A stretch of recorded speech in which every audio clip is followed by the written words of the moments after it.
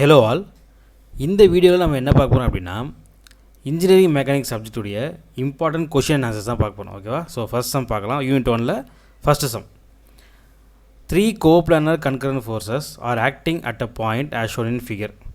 Determine the resultant in magnitude and direction. இதுதான் question. ஓகேங்களா? So இந்த கொஷின் கொடுத்து ட்ராயிங் கொடுத்துருக்காங்க நமக்கு. ஸோ நம்ம கொஷின் போகிறதுக்கு முன்னாடி வந்து கோப்ளானர் கன்கரண்ட் ஃபோர்ஸ்னால் என்ன நமக்கு தெரிஞ்சுக்கணும். சில பேசிக்கான விஷயங்கள் கண்டிப்பாக தெரிஞ்சிருக்கணும். ஓகேவா? ஸோ கோப்ளானர் அப்படின்னா என்னென்னா ஒரு பிளேன்னா ஒரு 2 டைமென்ஷனல் ஷேப். ஓகேவா? இப்போ இதுதான் ஒரு பிளேன். இதுக்கு நமக்கு என்ன இருக்குது, லென்த் இருக்கும், ஒரு பிரெத் இருக்கும், அவ்வளோதான். லென்த்து பிரெத் 2 டைமென்ஷன் மட்டும்தான். ஸோ ஒரு 2 டைமென்ஷனல் ஷேப்பில் ஃபோர்ஸ்லாம் ஆக்ட் ஆகுது. இப்படி ஒரு ஃபோர்ஸ் ஆக்ட் ஆகுது, இப்படி ஒரு ஃபோர்ஸ் ஆக்ட் ஆகுது. ஃபோர்ஸ் இப்படி வேணும் ஆக்ட் ஆகலாம். ஸோ இந்த ஒரு பிளேனுக்குள்ளே எல்லா ஃபோர்ஸும் ஆக்ட் ஆச்சுன்னா அதுக்கு பேர் தான் கோப்ளானார் ஃபோர்ஸஸ். புரியுதா? ஒரு பிளேன் தான் இருக்கும். அந்த ஒரு பிளேனில் அந்த ஒரு பிளேனுக்குள்ளே எல்லா ஃபோர்ஸும் ஆக்ட் ஆகும். அதான் வந்து கோப்ளானார் ஃபோர்ஸஸ். இப்போ வந்து இப்படி ஒரு பிளேன் இருக்குது. ஓகேவா? இது ஒரு பிளேனு கூட பார்த்தீங்கன்னா இப்போ இப்படி ஒரு பிளேன் இருக்கும்.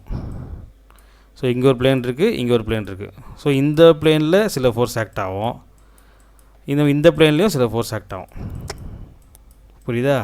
ஸோ ஒரே பிளேனில் எல்லா ஃபோர்ஸ் ஆக்ட் ஆகும், அதுக்கு பேர் கோப்ளானார் ஃபோர்ஸஸ். வெவ்வேறு பிளேன்ஸ், டிஃப்ரெண்ட் பிளேன்ஸ் இருக்குது, டிஃப்ரெண்ட் பிளேனில் ஆக்ட் ஆச்சுன்னா அதுக்கு பேர் நான் கோப்ளானார் ஃபோர்ஸஸ். ஓகேவா? அப்போ கன்கரண்ட் ஃபோர்ஸ்னால் என்ன அப்படின்னா ஒரு பிளேன், கோப்ளானானது ஒரு பிளேனில் ஒரு பாயிண்ட் சூஸ் பண்ணிக்கிறேன். இது ஒரு பாயிண்ட், சென்டர் பாயிண்ட் எடுத்துக்கலாம். இந்த பாயிண்ட்டை பேஸ் பண்ணி தான் எல்லா ஃபோர்ஸும் ஆக்ட் ஆகும். ஓகேவா? இந்த பாயிண்ட்டை பேஸ் பண்ணி தான் எல்லா ஃபோர்ஸும் ஆக்ட் ஆகும். ஸோ ஒரு பாயிண்ட்டை பேஸாக வச்சு தான் எல்லா ஃபோர்ஸும் ஆக்ட் ஆகும்.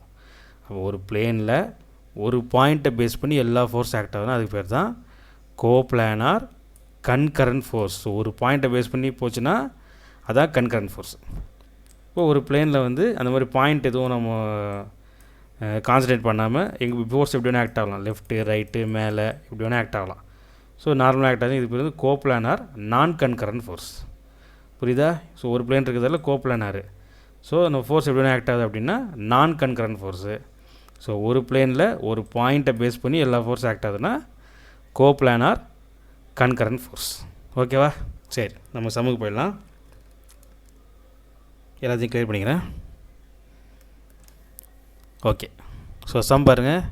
கொஷினில் 3 கோப்ளானார் கன்கரண்ட் ஃபோர்ஸஸ்ன்னு கொடுத்துருக்காங்களா? இது பாருங்கள், இதுதான் ட்ராயிங். அப்போ இது எப்படி இருக்குது, நமக்கு ஒரு பிளேன். ஓகேவா? இந்த பிளேனில் ஒரு பாயிண்ட்டை பேஸ் பண்ணி இப்படி ஒரு ஃபோர்ஸ் ஆக்ட் ஆகுது, இப்படி ஒரு ஃபோர்ஸ் ஆக்ட் ஆகுது, இப்படி ஒரு ஃபோர்ஸ் ஆக்ட் ஆகுது. அதுதான். So 3 கோப்ளானார் concurrent forces acting at A point as shown in figure. So உங்களுக்கு புரிஞ்சிருக்கும்னு நினைக்கிறேன். ஓகே. டிட்டர்மின் வந்து ரிசல்ட்னு கேட்டாங்க. ஸோ இது மாதிரி ரொம்ப ஈஸியான சம் தான். ஓகேவா? ஸோ என்ன இதுக்கு வந்து சில basic step by step procedure இருக்குது, அது என்னென்னு பார்த்துடலாம். ஸோ என்ன பாருங்கள், resultant force of more than 2 concurrent forces. So எப்படி கண்டுபிடிக்கணும்? ஃபஸ்ட்டு வந்து ஸ்டெப் 1 வந்து find the algebraic sum of horizontal component. ஓகேவா? ஃபஸ்ட் ஸ்டெப் தான் algebraic sum of horizontal component. Step 2 வந்து algebraic sum of vertical component. Horizontal component, vertical component. Step 3 வந்து find the magnitude of resultant forces. Formula வந்து R = summation H². Summation Hன்னு இருக்கா, அதான் horizontal component. Summation Vன்னு இருக்கா, இதுதான் வெர்டிக்கல் காம்போனன்ட். ஸோ ரெண்டுத்தையும் ஆட் பண்ணி ஸ்கொயர் பை ரூட் எடுக்கணும். அவ்வளோதான். அடுத்த ஸ்டெப் 4 வந்து டேரக்ஷன் கண்டுபிடிக்கிறது வந்து alpha = tan inverse of summation V / summation H. அவ்வளோதான். ஸோ இது ஆர்டரில் நம்ம போட்டோன்னா சம் முடிஞ்சிச்சு. ஓகேவா? ஸோ கொஷின் கொடுத்துட்டாங்க. ஸோ கொஷினில் வந்து நான் ஒரு விஷயம் தெரிஞ்சுக்கணும். என்ன விஷயம் தெரிஞ்சுக்கணுன்னா, எப்போவுமே இது பாருங்கள், இது வந்து நமக்கு ஒரு நிமிஷம் எல்லாத்தையும் கிளியர் பண்ணிக்கிறேன். ஓகே. இது வந்து நம்மளுடைய எக்ஸ் ஆக்சிஸ். ஓகேவா? இது வந்து ஒய் ஆக்சிஸ். இது ஒய் ஆக்சிஸ். ஓகே. சரி, எல்லா ஆங்கிள்ஸும் வந்து எக்ஸ் ஆக்சிஸ் டச் பண்ணி தான் நமக்கு எடுக்கணும். எக்ஸ் ஆக்சிஸில் தான் நம்ம ஆங்கிள் வரணும் எல்லா ஃபோர்ஸுக்கும். அந்த மாதிரி வரலன்னா எக்ஸ் ஆக்சிஸுக்கு மாற்றணும். ஓகேவா? அது அடுத்தது போட சம்பளம் உங்களுக்கு புரியும். இந்த சம்பளம் நமக்கு பாருங்கள். ஸோ இங்கேருந்து இந்த ஃபோர்ஸுக்கு எக்ஸ் ஆக்சிஸ் டச் ஆகி 45 டிகிரி வந்துருக்கு. So no problem. இங்கேயும் எக்ஸ் ஆக்சிஸ் டச் ஆகி வந்துருச்சு. ஓகே. இங்கேயும் எக்ஸலன்ட் டச் ஆகிருக்கு, 60 வந்திருக்கு. ஸோ இந்த ஆக்சிஸ் வந்து இது ஆங்கிள் கரெக்டாக இருக்குது இதில். ஓகேவா? அடுத்து ஸோ ஃபஸ்ட் ஸ்டெப் என்ன அப்படின்னா, இது போலவே ஃப்ரீ பாடி டயக்ராம் ஒன்று போட்டிருங்க. ஓகேவா? ஃப்ரீ பாடி டயக்ராம்னா இருக்கிற ட்ராயிங்கை சிம்பிளிஃபை பண்ணுறது. நமக்கு என்ன தேவையோ அதை வந்து சிம்பிளிஃபை பண்ணி வரைகிறது. அதான் ஃப்ரீ பாடி டயக்ராம். சரியா? ஸோ கொடுத்துருக்க அந்த சிஸ்டம் ஆஃப் ஃபோர்ஸை நமக்கு ப்ராப்ளமுக்கு தேவையான மாதிரி சிம்பிளிஃபை பண்ணி வரைகிறது. அதான் ஃப்ரீ பாடி டயக்ராம். ஓகேவா? ஸோ ஹெச்னா ஹரிசாண்டல், வினா வெர்டிக்கல். ஸோ ஹெச்சுக்கு நம்ம என்ன பண்ணணும்னா காஸ் தீட்டா யூஸ் பண்ணணும், விக்கு சைன் தீட்டா யூஸ் பண்ணணும். இது ஞாபகம் வச்சுக்கோங்க. ஓகேவா? ஹெச்சுக்கு ஹரிசாண்டலுக்கு காஸ் தீட்டா, வெர்டிக்கலுக்கு சைன் தீட்டா. ஓகேவா? ஸோ ஃபஸ்ட் ஸ்டெப் என்ன அப்படின்னா, ஃப்ரீ பாடி எப்படி வரையணும் அப்படின்னா, கொடுத்துருக்க ஃபஸ்ட்டு எல்லா ஃபோர்ஸையும் நம்ம என்ன பண்ணணும், ரிசால்வ் பண்ணணும். ரிசால்வ் பண்ணுறதுனா எல்லாத்தையும் பிரிக்கணும், எல்லாத்தையும் ரிசால்வ் பண்ணணும். ஓகேவா? ஸோ ஃபஸ்ட்டு எப்படி இருக்குது, இப்படி இருக்கா? ஃபஸ்ட் இதே மாதிரி நான் கொஞ்சம் கிராஸாக போட்டுருக்கேன், நீங்கள் ஸ்ட்ரெயிட்டாக வரைச்சிக்கோங்க. இப்படி கோடு போட்டுக்கோங்க. ஓகேவா? ஸோ இப்படி இருக்கா? இது ரிசால்வ் பண்ணுறோம். ஸோ எக்ஸ் ஹரிசாண்டலாக ஒரு லைன் போட்டுக்கோங்க, வெர்டிக்கலாக ஒரு ரிசால்வ் பண்ணுங்கள். ஓகேவா? ஸோ என்ன சொன்னேன், ஹரிசாண்டலுக்கு காஸ் தீட்டா, அப்போ லோடு எவ்வளோ 200. அப்போ இதை வந்து இந்த மாதிரி ரிசால்வ் பண்ணியிருக்கேன். லோடு எவ்வளோ 200 ஹரிசாண்டலுக்கு காஸ் தீட்டா, தீட்டான்றது நம்ம ஆங்கிள், இதோடைய ஆங்கிள் எவ்வளோ 45 டிகிரி, 200 காஸ் 45. வெர்டிக்கலுக்கு அது 200 சைன் 45. புரிஞ்சுதா? ஓகே. அடுத்து இப்போ இதை பாருங்கள், இதை ரிசால்வ் பண்ணுறேன். அப்போது இது வந்து ஹரிசாண்டல் வெர்டிக்கல். ஸோ கோடு போட்டுக்கோங்க. எவ்வளோ 600 நியூட்டன். 600 ஹரிசாண்டலுக்கு காசு, ஆங்கிள் எவ்வளோ, இதோட ஆங்கிள் 60 டிகிரி, 60 டிகிரி. வெர்டிக்கலுக்கு 600 சைன் 60 டிகிரி. புரியுதா? அடுத்து இது பாருங்கள், இந்த மாதிரி நமக்கு ரிசல்டன் ஃபோர்ஸ் இருக்குது. இதை நான் ரிசால்வ் பண்ணுறேன். மேலே ஒன்று, வெர்டிக்கலாக ஒன்று, ஹரிசாண்டலாக ஒன்று. ஸோ ஹரிசாண்டலுக்கு லோடு வந்து 400 காஸ் 30, வெர்டிக்கலுக்கு 400 சைன் 30. ஓகேவா? அவள்தான் மூலம் இந்த மாதிரி வரைஞ்சிருங்க. வரைஞ்சிட்டு step 1, find the algebraic sum of horizontal component. அப்போ வந்து சம்மேஷன் ஹெச். ஹரிசாண்டல் காம்போனன்ட்னா சம்னானது எல்லா ஹரிசாண்டல் காம்போனன்ட்ஸும் ஆட் பண்ண போகிறோம், அவ்வளோதான். Summation H is equal to, இப்போ இதில் பாருங்கள், இது ஒரு ஹரிசாண்டல் 1, அடுத்து இது ஒரு ஹரிசாண்டல், இதான் ஹரிசாண்டல் லைனு. இந்த ஹரிசாண்டல் லைனில் என்ன ஃபோர்ஸ் ஆக்ட் ஆகுதோ அதெல்லாம் எடுத்துக்கணும். இது ஒரு ஹரிசாண்டல். ஸோ வெர்டிக்கல் வரும்போது வெர்டிக்கல் லைனில் என்ன ஃபோர்ஸ் ஆக்ட் ஆகுதோ வெர்டிக்கல் எடுத்துக்கணும், அவ்வளோதான். ரொம்ப சிம்பிள் தான். ஓகேவா? ஓகேவா? ஸோ ஹரிசாண்டல் பார்க்கறதுக்கு முன்னாடி வேறு என்ன தெரியணுன்னா, இன்னொரு விஷயம் ஞாபகம் வச்சுக்கோங்க. இப்போது ரைட் சைடில் ஹரிசாண்டல் லைன் இருக்குது, ரைட் சைடில் டைரக்ஷன் இருக்குது அப்படின்னா அது ப்ளஸ்ஸு, லெஃப்ட் சைடில் இருந்துச்சுன்னா மைனஸ். ஓகேவா? அதே மாதிரி வெர்டிக்கலுக்கு அப்வர்ட்ஸ் மேல் பக்கமாக போச்சுன்னா ஃபோர்ஸு ப்ளஸ்ஸு, டவுன்வர்ட்ஸ் வந்துச்சுன்னா மைனஸ். ஓகேவா? ஸோ ரைட்டுனா ப்ளஸ்ஸு, லெஃப்ட்டுனா மைனஸு, மேலேனா ப்ளஸ்ஸு, கீழேனா மைனஸு. ஓகேவா? இதை நீங்கள் தெரிஞ்சுக்கணும். ஓகேவா?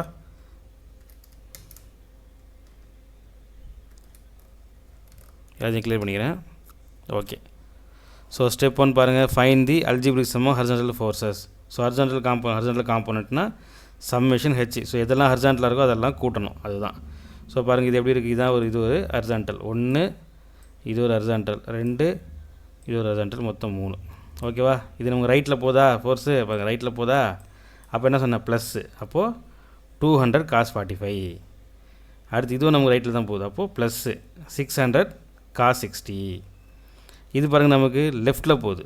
ஓகேவா? அப்போது மைனஸ் 400 காஸ் 30. ஓகேவா? அவ்வளோதான். அப்படியே கால்குலேட்டர் சப்ஸ்டிட் பண்ண 200 காஸ் 45 அப்படியே கால்குலேட்டர் போட்டிங்கன்னா நமக்கு ஆன்சர் கிடச்சிடும். Summation H is equal to நமக்கு நியூட்டன். ஸோ யூனிட் கம்பல்சரி போடணும், சரியா? ஸோ கொஷினில் நம்ம கொடுத்துருக்க யூனிட் வந்து நியூட்டனில் தான் கொடுத்துருக்காங்க. சப்போஸ் கிலோமீட்டரில் கொடுத்துருந்தாங்க அப்படின்னா அந்த யூனிட் போடுங்க. ஸோ யூனிட்டை மாத்திராதீங்க, யூனிட்டுக்கு மார்க் இருக்குது. ஸோ சம்மேஷன் ஹெச்சோட ஆன்சர் வந்து 95.01 நியூட்டன். முடிஞ்சு. அடுத்து step 2, find the algebraic sum of vertical component. ஓகேவா? அது பாருங்கள், summation V is equal to அதே தான். வெர்டிக்கல் எதெல்லாம் இருக்குது, 1, 2, 3.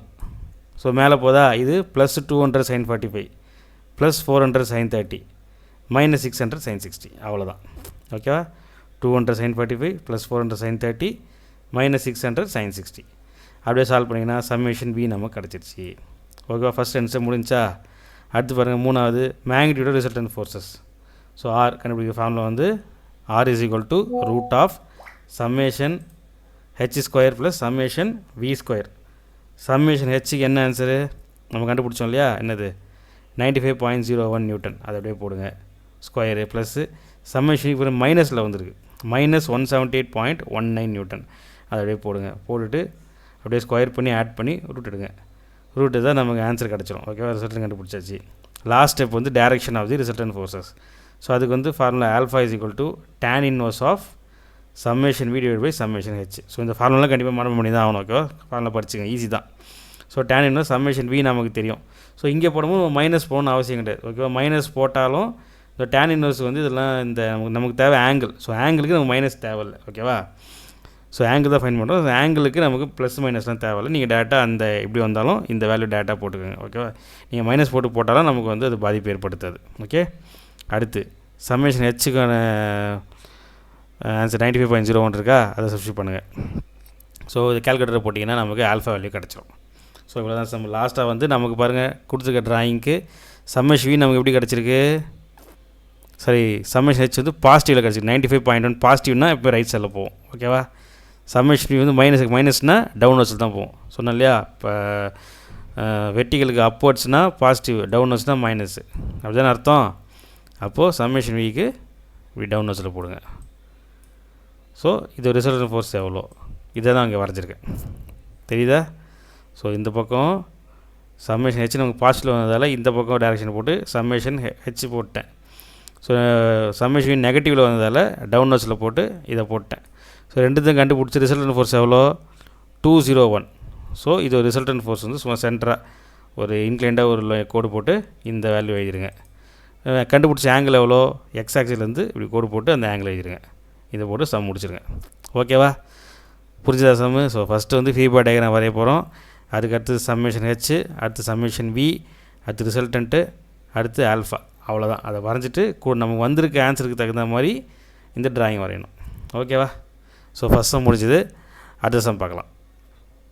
ஸோ அடுத்த சம், ஸோ செகண்ட் சம் பார்த்திங்கன்னா the 4 coplanar forces acting at a point as shown in figure determine the resultant in magnitude and direction அப்படின்னு சொல்லி கொடுத்துருக்காங்க. இதில் வந்து போன வாட்டி வந்து 3 ஃபோர்ஸஸ், 3 கோப்ளானார் ஃபோர்ஸஸ், இந்த வாட்டி 4 ஃபோர்ஸஸ்.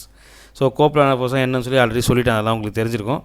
ஓகேவா, சரி இந்த மாதிரி கொடுத்துருக்காங்களா. ஸோ ஒரே பிளேனில் நமக்கு ஃபோர்ஸ்லாம் ஆக்ட் ஆகுது. ஓகே, இல்லை பாருங்கள் நான் என்ன சொன்னேன், எல்லா ஆங்கிளும் நமக்கு எப்படி வரணும், எக்ஸ் ஆக்சிஸில் இருந்தால் வரணும். ஸோ இந்த ஆங்கிள் பாருங்கள், இந்த 104 நியூட்டனுக்கு 10 டிகிரி வந்திருக்கு.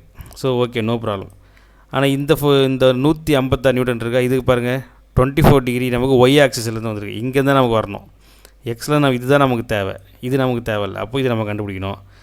அடுத்து இந்த 252 நியூட்டனுக்கு இது வந்திருக்கு. ஓகே, எக்ஸில் இருந்து வந்திருக்கு. ஓகே, அடுத்து இந்த 288 நியூட்டனுக்கு ஒய்லேருந்து வந்திருக்கு. அப்போ நமக்கு இது தேவை, இங்கேருந்து இது வரைக்கும் தேவை.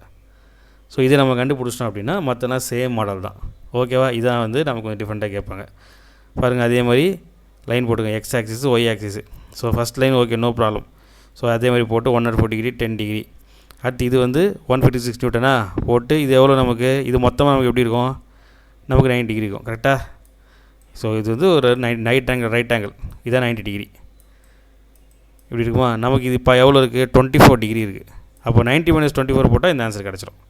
ஸோ 90 - 24 இது 66 டிகிரி. மொத்தமாக 90, அதில் 24 போச்சுன்னா மீதி வந்து 66. ஓகேவா. அடுத்து இது வந்து ஓகே, நோ ப்ராப்ளம், 3 டிகிரி அப்படியே 3 டிகிரி வரைஞ்சிடலாம். இதுவும் அதே மாதிரி தான். இது எவ்வளோ நமக்கு 90 டிகிரி, இது 90 டிகிரி, இது 9 டிகிரி. அப்போ 90ல் 9 போச்சுன்னா ரிமைனிங் இதில் எவ்வளோ 81 டிகிரி. புரியுது, அதை 81 டிகிரி போட்டுருவேன். ஓகேவா, அவ்வளோதான். ஆங்கிளும் கண்டுபிடிச்சாச்சு. ஸோ சம் வந்து நம்ம போட வேண்டியது தான். So first as usual free body diagram. So free body diagram அப்படியே வரைகிறேன். ஃபஸ்ட் இங்கே பாருங்கள், இங்கே ஒரு ஃபோர்ஸ் ஆக்ட் ஆகுதா, இதை ரிசல்வ் பண்ணுறேன். ஸோ ஒரு ஹரிசாண்டல் ஒரு வெர்டிக்கல் எவ்வளோ 104 நியூட்டன். ஸோ 104 ஹரிசாண்டல்னால் காசு, ஆங்கிள் எவ்வளோ 10 டிகிரி, வெர்டிக்கல்னால் சைன், ஆங்கிள் 10 டிகிரி. ஓகேவா, முடிஞ்சுது. இந்த பக்கம் 156 காஸ் 66 டிகிரி, 156 சைன் 66 டிகிரி. முடிஞ்சுதா. இதில் பாருங்கள் 2 ஃபோர்ஸ் ஆக்ட் ஆகுது. ஸோ 2 போட்டுக்கிறேன். ஓகேவா, இப்படி ஒரு இதுக்கு இந்த ஒரு ஃபோர்ஸுக்கு ஒரு ஃப்ரீ பாடி டயக்ராமு, இன்னொரு ஃபோர்ஸுக்கு இன்னொரு ஸ்பிட்டப், அந்த மாதிரி போட்டிருக்கேன். இது எவ்வளோ 252க்கு எவ்வளோ 3 டிகிரி. அப்போ 252 காஸ் 3, 252 சைன் 3. இது 282வா, 282 cos 81 degree, sorry 288. Okay, 288 cos 81 degree, 288 sine 81 degree. ஓகேவா. ஸோ இதெல்லாம் தெளிவாக புரிஞ்சிருக்கும்னு நினைக்கிறேன். ஓகே, அடுத்து step 1. So algebraic sum of horizontal force, summation H. So இதெல்லாம் ஹரிசாண்டல் ஃபோர்ஸ் இதில் 1 2 3 4 ஃபோர்ஸு.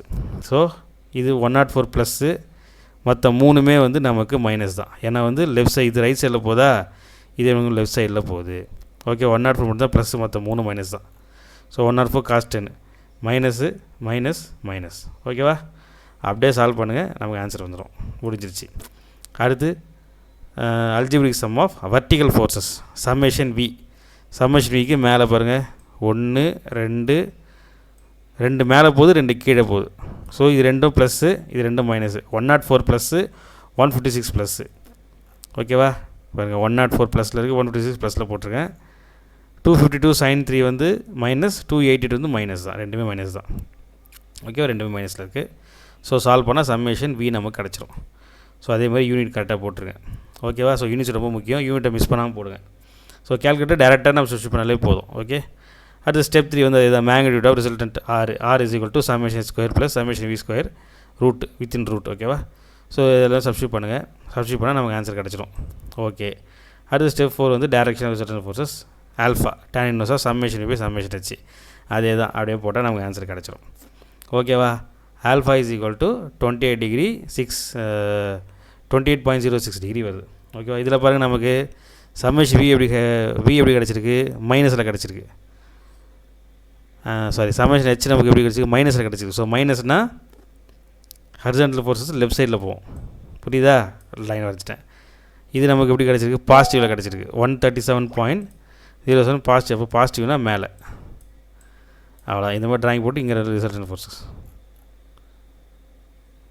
ஓ சாரி, ஒரு நிமிஷம் 137 மைனஸில் கிடச்சிருக்கா போட்டிருக்கு. ஓகேவா? இந்த இடத்துல நான் சரியாக போடல, இங்கே போடுவோம் மைனஸில் போட்டிருக்கேன். ஸோ நீங்கள் சால்வ் பண்ணி பாருங்கள். ப்ளஸில் வந்தால் மேலே வரும். ஓகேவா? மைனஸில் வந்தால் கீழே வரும். அவ்வளோதான் விஷயம். ஸோ இது மாதிரி போட்டுருங்க. ரிசல்டன்ட் ஃபோர்ஸ் போட்டுட்டு ஆங்கிள் எவ்வளோ 28. ஸோ எக்ஸ் ஆக்சிஸ் டச் ஆகிற மாதிரி போட்டு 20 டிகிரி போட்டுருங்க. ஓகேவா? அவ்வளோதான். இந்த சமம் புரிஞ்சுக்க நினைக்கிறேன். அடுத்த சம்மில் பார்க்கலாம். ஸோ வீடியோ பிடிச்சா லைக் கொடுங்க, சேனலை மறக்காமல் சப்ஸ்கிரைப் பண்ணுங்கள். ஓகே, பாய்.